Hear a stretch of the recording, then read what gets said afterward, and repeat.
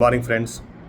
आगे हमें यह पता चलता है कि निम्रोद को जब शैम ने मार दिया तब सेमीरामिस को जो बच्चा पैदा हुआ उसका नाम तामूस रखा गया।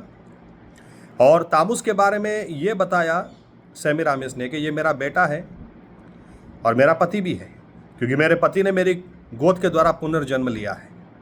यहाँ से पुनर्जन्म की बातें शुरू हुई।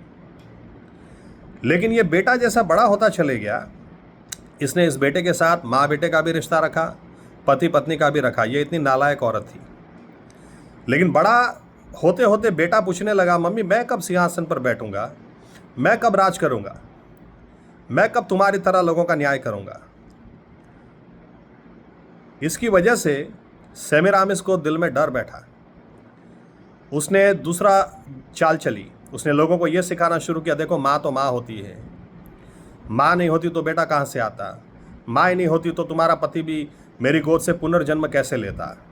इसलिए तुम्हारी जो भी विनतियाँ हो माँ के पास तुम्हें आना है। माँ अपने बेटे से बात करेगी और बेटा तुम्हारा काम करेगा, तुम्हारी दुआओं का जवाब देगा। अब आपको ये सुनते ही कान थोड़े ठनकेंगे, लेकिन ये सही बात है। इसीलिए इतिहास में यूं लिखा आगे कि सेमीरामिस ने अपने बेटे को एक दिन जंगली सूअर के सामने डालकर मरवा दिया।